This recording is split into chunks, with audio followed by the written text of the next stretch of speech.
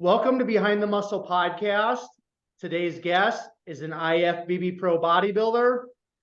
Today's guest is Brent Swansen. Brent, welcome back to the podcast, man.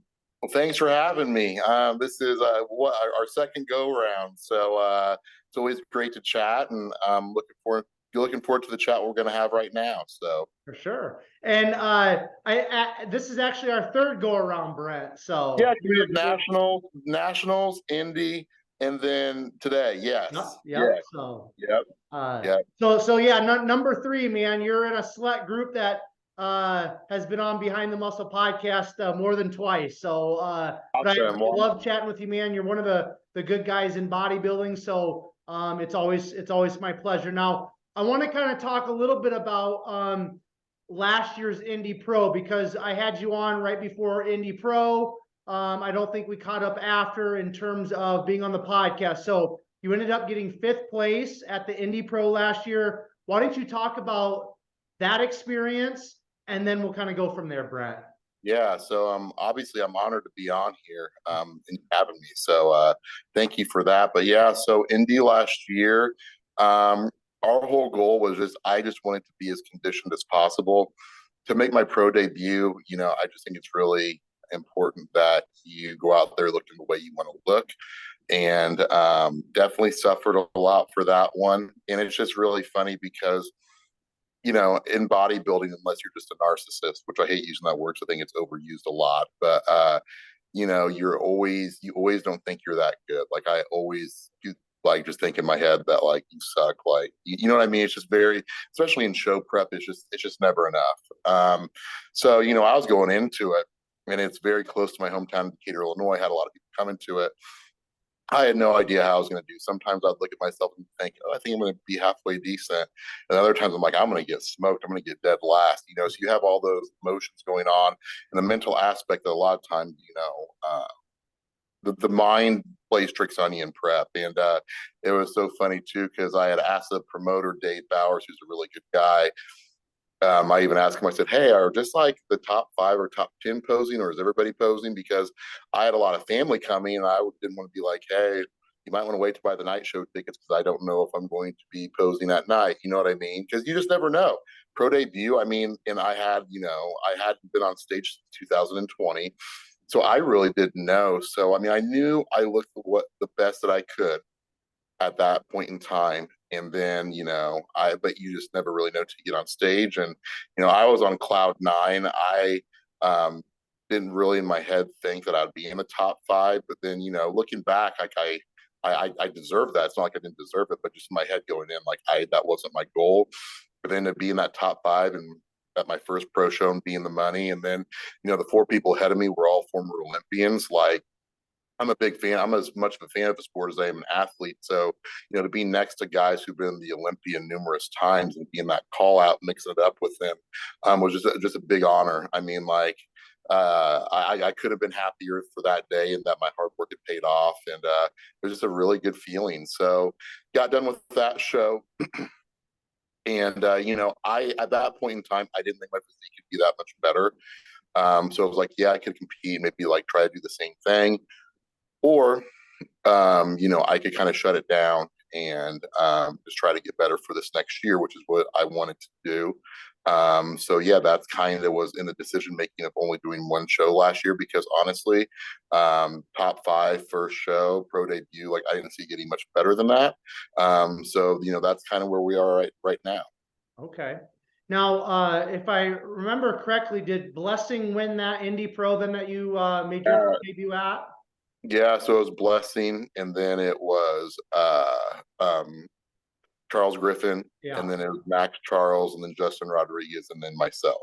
Wow. That's pretty awesome, Brent, for your pro debut to get 5th with that lineup of guys. Now, what was the reasoning for the Indy Pro to not continue? I saw Dave post something. I didn't pay too much attention to it because, man, that seemed like it was a really good growing show. It was a good and growing show, but I think a few factors, talking to Dave personally, he owns his own like logistics, like in trucking business. and that takes a lot of time. And then I think between that and his girls are pretty young. I think his girls are like high school, junior high, college age. And I think the amount of time that he was spending on promoting the show and doing it the way that he wanted to do, which is excellent. I mean, that guy doesn't do anything halfway. I just think it was getting to be a little bit too much. So I think that's why he stepped down. But honestly, like I could see him later in life once his girls are grown, and then once probably business because his business is very growing. I think when he gets enough time, he loves the sport, so I could see him coming back and doing it. I don't see why the IFBB and NPC wouldn't have him do that, because that show was awesome, growing. I think he'd only done it 5 or 6 years, but it was just a tremendous show. Yeah. Okay. So once you got done with the Indy Pro last year, Brent, how did life unfold? Talk about, did you take advantage of the quote unquote rebound? Did you take some time off?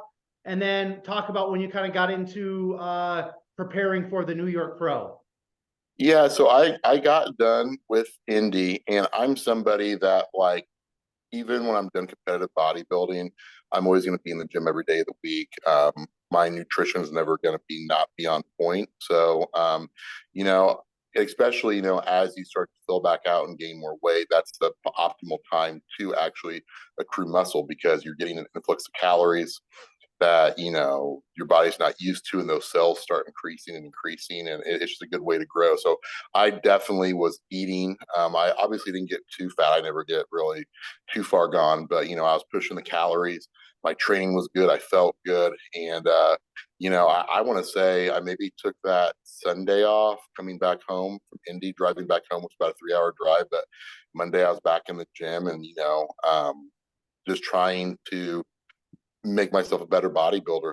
So I never, and I'm the type of person who I know I should take probably a little bit more time off the gym than I do, but I just am a gym rat at heart, and I just love to be there. So it's kind of hard to, you kind of got to pry me away to get me out of the gym. Yeah. So then when did you guys kind of make a decision to compete in the New York Pro this year? So before, I think Dave announced that there's going to be no Indy Pro, maybe around Christmas time, I feel like, in the winter.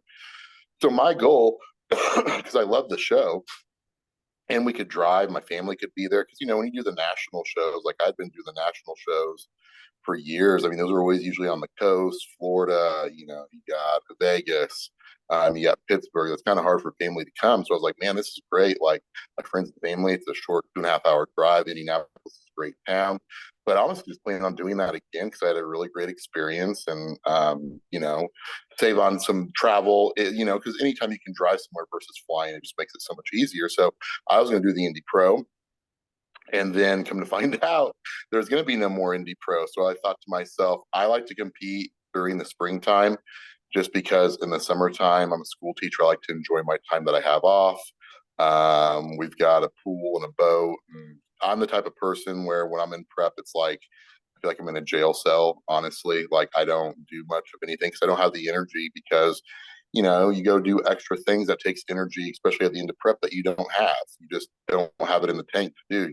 So I like to enjoy my summer, at least the hardest summer, like 4th of July, that time. So I was looking for shows around the springtime, which is kind of when I like to diet down and do shows if I could pick. And I've always wanted to do New York. And I just thought to myself, I know it's a stacked show. It's which I think they got rid of the tiers, because of Olympia, it's one and you're in. But it was always kind of like Olympia, Arnold were like tier 1 shows, and you had Tampa and New York, and I think maybe one more, and that next tier of shows. But I just thought to myself, you know what? It's in springtime. I want to do it. And looking back at previous years, the last few years, I feel like a lot of your heavy hitters are kind of weighing more towards the Olympia, just so they can diet down once we get there. No pro show is weak, so I don't want to say that, but I just feel like the competition is probably going to be a little bit stronger as the year goes on and you get closer to the Olympia. So I thought to myself, let's strike while the iron's hot. And I proved that I can at least stand next to a lot of these big name Olympians. So let's just try to get better, and then just enter my name in the New York Pro, and just, see what happens. And, that's all I can do, is bring my best, and then just let the judges kind of put me where they want to put me, so. Um, I know that I had Nate Spear on here, I think like a week ago or two. I know he's in the New York Pro, and it's going to be you know, some younger guys in terms of younger, newer pros. I Right. actually think we're going to see a lot of the new guard, including yourself, and I think that's exciting for the sport to see some of you younger guys in the IFBB, you know, competing against each other, kind of, you know, going from the national stages in the NPC to the pro stages. I think it's going to be a great competition. I think anybody, it's open for anybody to take it. Yeah, and that's actually it's kind of maybe a little bit more, it could make me more nervous or maybe not. You know, let's be honest, unless somebody's just a freak of nature, you're not going to come into your pro debut or your first pro show and knock off Olympians unless you just clearly smoke them. You know what I mean? And that's just the way the sport is, and there's nothing wrong with that. It's just, you know, you got to pay your dues. So I think it is very wide open in the sense that there's a lot of newer guys who've done maybe one, two, three pro shows, who are doing the show to where, you know, I think the lineups are going to be very interesting depending on kind of what they want to see how we stand next to one another, because, you know, we can always post pictures, post workouts, things like that. But until you really get on stage and the judges move you around, you really kind of don't know where you stand. It's funny because a lot of people have said, "Well, oh, you should do really well here at the New York because you beat a lot of, you know." I'm just going to be blunt, like better pros, and I'm just kind of like, well, like not really, because these guys are really, really good as well. They're just newer, and you might not know their names. It doesn't mean they're not as good. It just means that they're newer and they don't have the names for themselves as a Justin Rodriguez, Charles Griffin, Blessing, Max Charles, those type of guys. So the competition is definitely going to be stiff, but I'm looking forward to just seeing how I do with those guys. You know, a few of those guys like Nate, I've been competing against him for years and with him for years, and we're buddies, and it's just a good camaraderie. Like I don't have any bad blood with anybody. Like I'm a pretty laid back, nice person, but you know, we're all buddies. I mean, he's going to want to beat me and I'm going to want to beat him on that stage. But then after the show, we're probably going to go get dinner together. You know what I mean? Because that's just the way our friendship is, you know, and we check on one another all the time. But yeah, at the end of the day, I know he wants to beat me and I want to beat him. And that's just I think that's healthy and that's just the nature of the sport, you know? Yeah, of course. No, you guys, both of you guys are two of the good guys in the league. So now, before we talk a little bit about the prep specifically for New York Pro, Brent, let's take a step back and talk about the off season. What was your? I know you guys are always wanting to put on size, right? But in terms of refining your physique or putting size on specific areas of your physique, what was your focus this past off season before you started prep for New York Pro? Yeah, so I'm a little bit different than most because you know, I'm going to be 37. I've been lifting weights hard since I've been 14 years old. I have a very dense, mature look. So my whole thing is, yeah, I want to put on size, but I want to make sure it's quality. And I can't eat so much and get so far gone and out of shape, which I don't like that look anyways, because I know that, you know, when people do pick my body apart, what are my strengths? Okay, he's very hard, dense conditioned, but he's got a little bit bigger of a waistline. So it's a sweet spot that Chad has to figure out. I don't figure it out.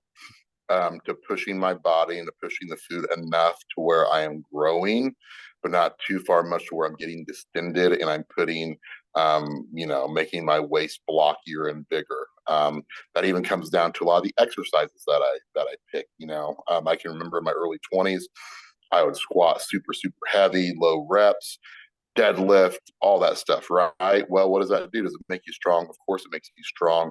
But you know, let's say you put an inch on your legs, but if you put an inch on your waist, what's that really doing? You know, so you know, the last 6 7 years, higher volume of legs, higher reps of legs, and picking movements that really don't put a lot of internal pressure on my core. I'm trying to keep that down. So in doing that, you know, we want to put more size on the legs. The judges wanted my hamstrings a little bit bigger. They said your conditioning's like one of the best in the league. Don't change that. Don't change one thing you're doing on that, but you need a little bit more size in your hamstrings and legs overall, and a little bit more in your chest. Back was good. They said arms, shoulders, but just pretty much they wanted me to focus on my legs and my chest. So that's kind of what we did. And, this year I've done some side by sides on my Instagram and things that my conditioning's the same, but, I'm about 8 or 9 pounds heavier. And we really haven't done much different other than he's just fed me. Like my protein was like 14 to 16 ounces a meal. In my off season, I didn't miss a meal. And it's just funny because I'm a skeptic. So if somebody who's my age, almost 37 years old, you said you put 10 pounds of muscle on, I'd probably say maybe 2 to 3 and like 7 pounds of fat, because I'm just being honest. But I knew I was bigger, like when we started to strip the fat down. But I didn't really like, it's kind of really hard to calculate that until you like get to that point.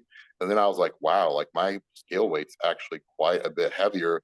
And then I keep all like my records of everything and all my pictures. And I started putting pictures side by side and take the pictures in the same room, everything like that. I'm like, man, like my conditioning is probably maybe even a touch better now at 3 weeks out, but like I'm just thicker everywhere. So, it definitely worked. And I think, Lord willing, we're going to see my best, most complete package.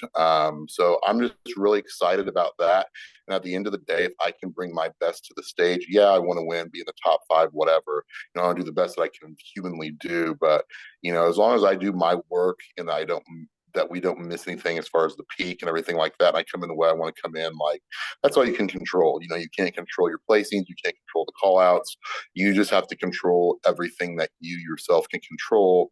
And I think when you focus on that, it does kind of take some of the stress off, because a lot of times as competitors, they worry about a lot of things that are kind of out of their control. Yeah. Great, great, great words right there, Brent. Now, in terms of adding some size to your legs, and you mentioned kind of specifically your hamstrings, what were some of those movements during this off season that you did kind of concentrate on, focus on for your hamstrings and bringing up those legs, Brent? Well, I've been working with Chad now since 2019, and every year my legs keep getting better and better. And he gives me a few things that he liked when him and Kim were back in the day that they did. So a lot of times, like I always save my deadlifting for the end of my workout. And typically, the reason why I do that is that I'm so smoked when I train my posterior legs that if I wait to the end, I can't do as much weight as I did at the beginning of the workout. So if I wait to the end, I'm not putting as much strain and stress on my low back, and I do have some herniated discs back there and my waistline. So it's almost like I'm pre-exhausting everything before I do the deadlifting. So we always do my stiff-legged deadlifts and my trap bar deadlifts. I just feel that more in my glutes and hams. The traditional deadlifting with the bar, traditional deadlift, I've kind of gotten away from a lot. We usually save that for the end of the workout. What we typically do as well, we'll start off with like glute ham raises, and then from there we'll go do standing leg curl. And the way he likes to do them is he likes to go like right leg, left leg 10 to 15 reps, and without moving the weight down, go back to that right leg, rep it out, go back to the left leg, rep it out, and then that's one set. So then I'll do like 4 to 5 sets there. Then I'll move to, seated leg curl, and I'll do lying leg curl. And a lot of times lately, in prep, I do more glute work. So I've been doing kickbacks with the lying leg curls, and everybody talks about my glutes and, the distinction in my hamstrings. And honestly, since I started a few years ago, adding in the female movements, that everybody makes fun of you for.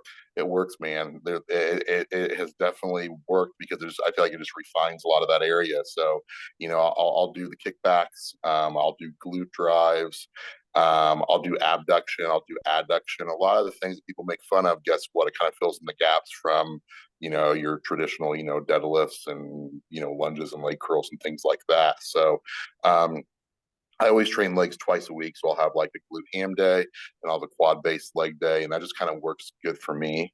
On my quads, we always do, start off with leg extensions, just kind of wake them up. And then we'll go to like a safety bar squat with my shoulder. It's hard for my range of motion to get back. Or we'll do like a power squat. Typically, now as we're getting closer to the show, it's more of a power like hammer squat rather than a safety squat. And then from there, we'll go do hack squat variations. Like we'll do normal feet. We'll do feet at like 10 and 2. We'll do some Tom Platt style hack squats, and then we'll move to some leg presses. and then like some sissy squats and then some calves on that. So that's kind of what we do on our leg days. And then on chest, I always hit chest twice a week. I have a main chest day and an auxiliary chest day. And on my main chest day, I would say 75 to 80% of my movements are, upper, pec based movements, as people would call like my inclines, things like that. And then on my secondary chest day, I typically do a lot of my flat work. So, okay, excellent, love it, man. Now, I got to ask you this because we've talked about, like, on the first episode that you came on, we got into your backstory and talked about you being a teacher and things like that. But I know when I was a PE teacher like you are, I could not imagine going through a full prep, and whether it's PE teaching or teaching math or any type of teaching with 20 to 30 kids that you have to corral and keep in line. I mean, what's that like? I mean, I know you did it, for your pro debut, but it's got to be pretty tough some days, right, Brent? yeah, but like, if you can believe me or not, but the thing is with me is that when I'm dieting and the food is very low, I'm a very type A personality to where if I can keep my mind stimulated, I don't think about the food. Like I can remember some of the preps I did like for USA's where I'd be on summer break. You can only work out so many hours a day. So I'd go do an hour and a half workout, go back later, do an hour of cardio. And then I'd come home and I'd just be like staring at the clock, like I'm hungry, like I want to eat. Like, okay, what can I do? And then, like I said, going back to how you feel like you're in a jail cell. Well, it's really nice outside. It'd be nice to go outside and do things, but I really don't have the energy to do that. So literally, I'd just be sitting at home, just miserable. So honestly, like, does it take more out of me to have a full to normal job? Yes, but honestly, at the end of the day, I'm very tired, but I feel like my days go by quicker because my mind's constantly stimulated. There's always a kid that needs something from me. There's always something to do, and I'm from a very small school district, so they pay me more, and I don't have a prep. So like I forego my prep period because they need me to teach another PE class. And then I drive with driver's ed kids over my lunchtime. So I'm literally like eating lunch in the car. So it's just like from the moment I get there at 7:45, I start my day. I really don't get any breaks till, 3 o'clock when they go home.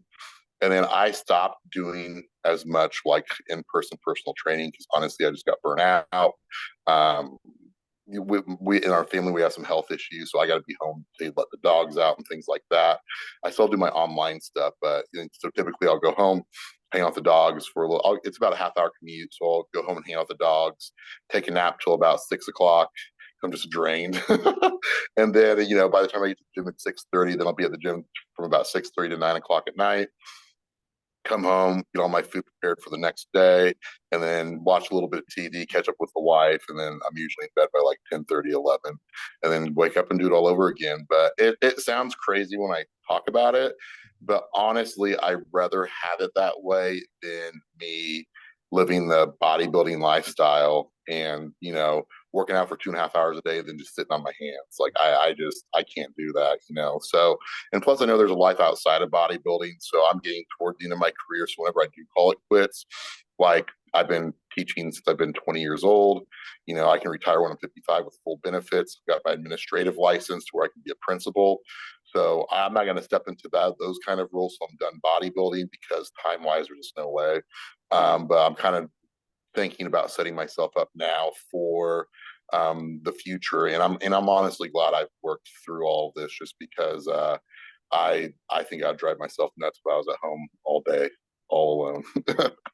Yeah, that sounds like a crazy schedule, but I definitely get what you're saying about, just kind of keeping yourself busy and keeping your mind off of like the hunger or whatever else is you're kind of thinking about during prep. So I just think, man, when I was a school teacher and obviously not in prep or anything, I was so exhausted just Yeah. the normal school day just because there's so much going on, right? Let alone adding a professional bodybuilding prep into the mix. That would be a lot, but I kind of do get what you're saying with keeping your mind off of things. Now, What's crazy too, though, what's crazy too is that like it's funny because we're like, oh, you're a school teacher, you get your summers off, and oh, you have an easy job. I'm like, how about you come do my job for a minute? Like, it's not physical. Yeah, I'm not like digging holes and like building things, but it's the mental, it's like Yeah. the mental wear and tear. And I've got good kids, but it's just literally, it's like,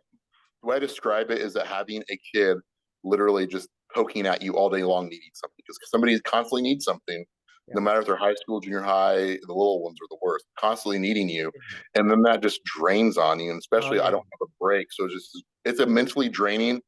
On my way to school, I'm a person of faith, so like I'll just kind of like get my mind right on my commute, pray, like listen to music, kind of get my mind right. And then literally when I come home, the music's off. I just need silence. Like I just need silence in my car. And it's about, like I said, a half-hour drive. So I kind of like decompress and just kind of like, okay, like I need a minute before I go do something else. So Sure. Yeah. No, you're hit the nail right on the head there with the mental side of things. Now, let's finish up, Brent, with this New York Pro prep. So, when did you guys officially start prep? And then, like, just kind of talk about where cardio's at. Compare this maybe to your pro debut prep for Indy. Just touch on some of that, please. So I always typically stay. I'm a type of bodybuilder. I like to look like a bodybuilder year round. And I think for health reasons that's important. But just like you get too far gone, your preps just. I've done that when I was younger, and it's just brutal. It's way worse. So we start my prep at about 16 weeks out. So I think, gosh, when did I start? That would have been in February. Would have been in February at some point. I think it was 16 weeks out, beginning of February. And typically, we just try to keep my food as high as possible. Obviously, if you know how Chad does things, which he does things with me a little bit different because of my diabetes, like it's very, very high protein. Different weeks, kind of like instead of doing like a 2-day low, 1-day high, like I'll have a week with a little bit higher carbs, and then I'll have like a whole week where it's lower. So he has his own madness on how he plays around with that. So my protein always stays very consistently high. Fats are kind of moderate, and then as we get closer, he just kind of lowers it a little bit, so yeah, that's how he does that. As far as my, eating is concerned, it's just funny because like I'm somebody who I love to eat. That doesn't mean that I eat bad foods because I eat healthy year round, especially with my diabetes. I have to be careful with my blood sugars. But these guys who complain about portion sizes in the off season, like that's not hard for me whatsoever. What's hard for me is now is when like I want more food and I want more healthy food, but it's just I can't do it. You know what I mean? So that's kind of at the point we're at now. Okay. And I just have tricks that I do. A lot of people will say, "Oh, well, you shouldn't do that," but I do that. I mean, I chew gum literally all day long. I try not to chew too many pieces, but just something to kind of make myself not think about how hungry I am. Drinking tons of water. I mean, I'm over 2 gallons of water a day. I do when I'm craving, I'll do like diet sodas, things like that, just for the carbonation to feel like you're full, even though you're really not. Um, so as far as like the nutrition, that's where we're at. Cardio right now is 45 minutes, 6 days a week. Sometimes I'll do a seventh, even though he doesn't want me to. I'll just be honest. That's kind of where we're at right now. As far as like where I'm at, like I said, I have some more muscle than last year, and I think in the right places. The conditioning is, always kind of my staple. So, that's always where it needs to be.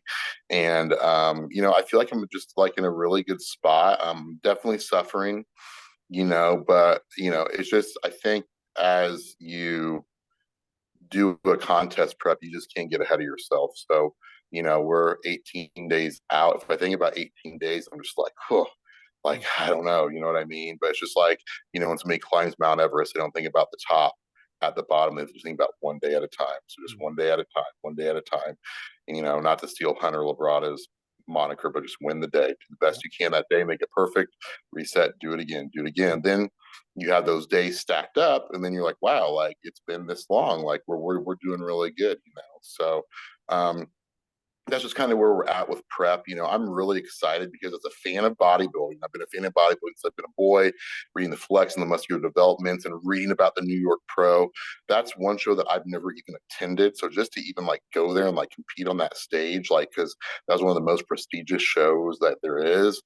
I'm just very excited about that. Just being a fan of bodybuilding, just because a lot of people, back when it was the Night of Champions, like you just hear about all those stories and things like that. So, as a fan of bodybuilding, even though the Indy Pro did not happen this year, I'm just really excited to go to New York and to do that. I have not competed in New York since 2013. I actually competed when it was still actually called the Team Universe. So I have not been out that way for 10 years. So it'll definitely be an experience. It's actually pretty funny because my finals are that week. So Thursday, I give a final. And I told my principal, I was like, hey, I got to cut out a little bit early. So I'm cutting out literally, I think like 1 p.m., coming straight home, getting Autumn, grabbing the bags.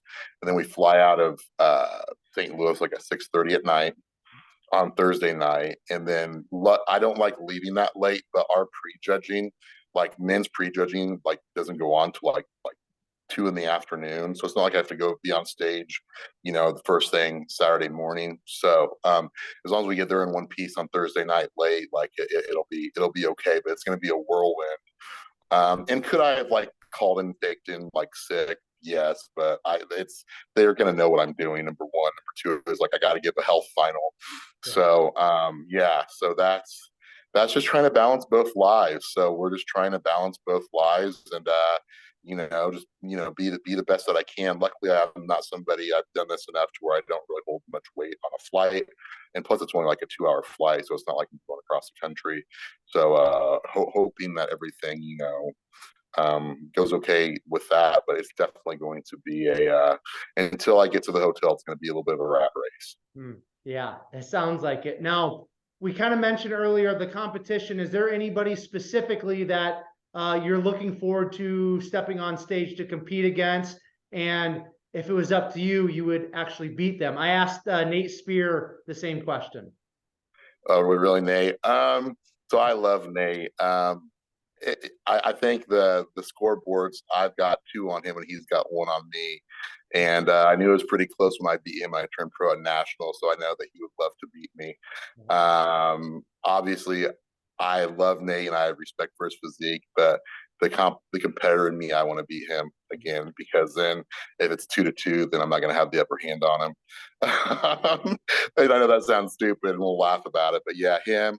Just because we've had kind of, I don't want to call it a rivalry. It's not a rivalry, but we've competed against each other quite a bit, and a lot of the other guys really, I really haven't competed. I know Beef Stew's doing it. I've never competed with him. I respect his physique. I think he's got a really good physique. Carlos Thomas, but I don't know if he's doing it now anymore. I've heard rumors that he might not be doing it. I don't know. I know Sergio was wanting to do it, but I know with his issues, I don't know if he can travel out of the country until that whole thing is situated, which means Sergio are great friends, and he's from actually Illinois. So to step on stage with him, obviously, he's probably would beat me, and I'm safe in saying that.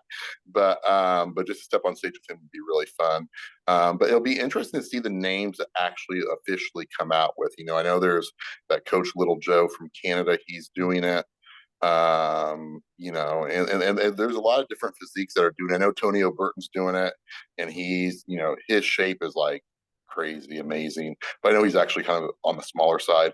So I think it'll be interesting if I stand next to him, just 2 different physiques, you know what I mean? Just to see kind of the comparisons there. So yeah, so to answer your question, yeah, that's I always look forward to competing with Nate, just because I think I push him to be better and he definitely pushes me to be better, because I know he's one guy that will come into shape. Some of the other guys are kind of wild cards. Sometimes they hit it, sometimes they miss it. But Nate is always kind of like me, is that he always comes in shape and you know what you're going to get when you go against him. Cool. Now you mentioned earlier, Brent, that you're 37 and obviously you're not going to be competing forever. So and you mentioned, being a school teacher since you were 20 and having your administrational license and maybe wanting to be a principal at some point. So do you have any thoughts about what age or when you kind of want to hang up the posing trunk, so to speak, and kind of transition into maybe some more administrational stuff? Or is that just kind of one show, one day at a time kind of thing? It all depends when you ask me, because right now, I mean, I'm not gonna lie, I hate life. Like, I'm just like, I'm not good at anything. I feel like I suck at my job. Like, I can't. I'm a sucky dad to my dogs. Like, it's just I'm just not like. Right now, I'd be like, hey man, let's just get done with this show and I'm done. Like, I get me out of this. Like, I'm gonna finish this thing strong and be my best. But like, right now, I'm gonna feel like that. Now, you ask me after the New York Pro when I'm carb loaded and feel good, my answer is probably gonna be different. So honestly, I think I just got to think about it and pray about it, and also think about some of the health things I have going on. Not that the bodybuilding's done anything with the health things, but I got some eye issues going on because of my diabetes. And I just don't want to. I don't want to do anything that could jeopardize my health long term, and I've always been that way. And I think that's why I've been able to compete since I've been 20 years old, and been pretty fortunate, staying injury free, and you know being healthy. But being a diabetic kind of makes things a little bit different, and especially with some of these eye issues I've had, even though it's not lifting related, just kind of makes you think like, man, you gotta make sure that you're as healthy as possible moving forward, just so you can have a good quality of life, in my 40s and 50s, and hopefully beyond that. So Okay. Um, Somebody that's watching or listening to this, Brent, they have dreams of being a pro bodybuilder at some point. What's some of your words of wisdom or advice that you could share with somebody that's maybe in that place like you were at one point, just looking at the magazines. Now it's, they're on YouTube and social media, but they want to be a pro. What do you got for those individuals? think just enjoying the process. I think in life, everybody wants instant gratification and they want things instantly done. And I think anything worthwhile in life, it takes time. Unless you're just a genetic freak. I know it took a lot of time with me. I started bodybuilding before there's even like bodybuilding forums you go to. So the information was like, hey, you talk to the guy at the gym, and hopefully the guy at the gym, knew what he was talking about as far as nutrition and things like that and working out. But you there's I think there's the pros and cons to information. Is that there's a lot of good information out there, and there's a lot of bad information out there. And I think when you are glued to social media, you think, oh, wow, well, this person looks like this, so I want to be there immediately. And I think when you do that, that's not smart. I think you just really need to enjoy the process. I have enjoyed every single year of doing this. Now, if you would have asked me if I could have turned pro at 30 years old, yeah, of course I'd want to do that, but not at the cost at what that could have cost me had I done that. And I just think not being in a rush and just enjoying the process. And when you turn pro, there's really no difference. I mean, at least for me, you know what I mean? Like, I'm just trying to be the best version of myself. The only difference is that I got a pro trophy at Indy and a little bit of money. You know what I mean? But it's still, you're competing, in front of a lot of people. Whether it's a regional show, a junior level show, a national show, or a pro show, like, your thought process should be, okay, I want to be the best version of myself, and I want to be better than I was last time. And as long as you do that, you don't get in a rush, you don't do stupid things that you hear of some people doing. Like, I think it can be healthy. I think it can be a positive and not a negative. And that's what I would do. And it's just kind of sad because you see a lot of these young guys who are just in such a rush. And there's more to life than bodybuilding. And even though that takes a lot of time and a lot of dedication, and I know that more than anybody, you have to think, of everything and not just put literally everything you have into one thing. I feel like the guys who put everything into one thing and have nothing outside of that, those are the guys who kind of fizzle out and fade, just because you can't be at that, you can't live that lifestyle forever.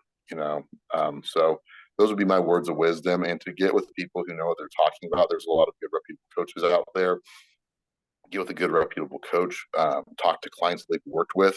Also on Instagram, don't just look at the people who they post. What I always tell people to do is to go and to see who's tagged them, to see all of their athletes, because obviously people are going to post their all stars, but see, their average, Dick and James who they're working with, and maybe even message them, before you hire somebody and ask their experience with them. You know what I mean? Just because for every good coach out there, there's a bad coach out there if you're going to go that direction. So I think just using kind of common sense and just looking at it through that lens, I think can help a lot of people. Okay, last question here, kind of tying in your career with being a professional bodybuilder. How has being a teacher for all these years been an advantage, or how has it helped you with your bodybuilding career? I think in teaching, it's all about progress, right? When you do pre and post tests, and you always want to see progress in your kids. From the beginning of the year to the end of the year. You gauge things based on progress and growth models. So I think and just seeing that and dealing with that on a daily basis, you kind of got to look at that into your bodybuilding career and say, okay, like how am I progressing? Use data. Be scientific about your approach. Don't just sling crap on the door and hope something sticks. You know what I mean? So I think when you do that, and as long as you're growing and moving forward, in the sport, just like you want your kids to grow and move forward in a positive manner in the classroom, I think those kind of correlate a lot. And I think that's just kind of how it's been, good for me.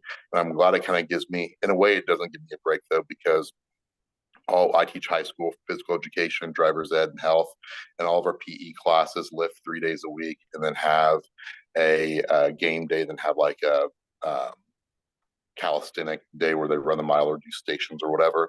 So I'm always in the gym, but I enjoy the gym. That's what I love doing. You know what I mean? But it is different because you're teaching kids the fundamentals versus like what I do is totally different with bodybuilding and everything like that. So I think that's kind of how it correlates and how it kind of intertwines and works together. So yeah, that's a good question. I've never been asked that. So that's a really good question. I enjoyed that one. Yeah, cool. Okay, I think that's we had a thorough catch up there, Brent, and great job on kind of giving us the insights for the New York Pro prep and your thoughts on that. So before I do a quick outro and I let you go, give us your Instagram, give us any other platforms that you want people to follow you on or connect with you on, and then if you have any final thoughts, any final words, Brent, please share those, and then I'll do a quick outro. Yeah, so I'm old school, so I don't really do Snapchat. So if you're young, you're not going to find me on there. I do TikTok a little bit, not as much. Instagram's my jam. That's what I like to do. Facebook, I'm kind of getting a little bit too young for that. I feel like kind of old people dominate that, but I typically post on Facebook and Instagram a lot. Brent Swansen, reach out. I always message everybody back. As glamorous as I would like to let you know, it's not that glamorous. I mean, I get maybe 20 to 25 messages a week, which that's not that hard to keep up on. So it's not like I'm getting hundreds of thousands of messages a week. So I'll get back to you. Just reach out to me. I also do offer online coaching, whether you're a stay-at-home mom or a competitor or anything like that. No matter what you want to do, I don't advertise that a lot because I only do limited spots. So like I usually only take 10 to 15 people at a time, because above that, I feel like I would have to cookie cutter it, and I'm not going to cookie cutter a program because morally, I just think that's garbage, and I don't agree with that. So please reach out to me. As far as my sponsors, I just want to give a quick shout out to Muscle Egg. They sponsored me and my wife for like 10 years. They're awesome people. I use the product. I don't put my name behind anything that I don't use. So if my name's behind it, I actually use it because I'm not making money off of this. I mean, Muscle Egg does pay us, but I'm not making my income off this. So if I plug them, I use them. Posing by Kenny Wall does my posing. CJ does my suits. And what was I going to say? Protein does my tanning. So kind of have all my bases covered with that. And they've always been with me almost since the beginning of my career, So just want to give them a shout out. And then I would love to hear from you guys. So if you got anything from this talk, you can go back to our other talks as well. And please reach out to me, and I'll definitely get back to you, and would like to meet and link up with different types of people. Awesome. Once again, Brent, number 3 in the books, man. I really appreciate you coming on and always just being a breath of fresh air, keeping it real with us. Okay. Yeah, look forward to number 4. We'll do number 4 at some point. Yep, we will. All right, all of you who are tuning in to another episode of Behind the Muscle Podcast, I just want to say thank you so very much. If you guys have not done so already, please make sure you hit that subscribe button in regards to Behind the Muscle Podcast on YouTube. And then please take this episode with Brent, share it on your Instagram stories. Make sure you tag Brent, tag Behind the Muscle Podcast so that we know that you listened specifically to this episode and found great value in it, in which I know you did. And then why don't you guys, if you're not following Brent currently on Instagram, why don't you guys give him a follow? Like I said earlier, and I mean what I say, he's one of the good guys in bodybuilding. He's somebody that you can send a message to on Instagram, and like he said, he will get back to you. He's going to keep it real with you. There's no nonsense with Brent. So give him a follow, give him some encouragement as he wraps up this prep for the New York Pro. And finally, I will leave you all with this. Remember, behind the muscle, there's always a story. Catch you guys later.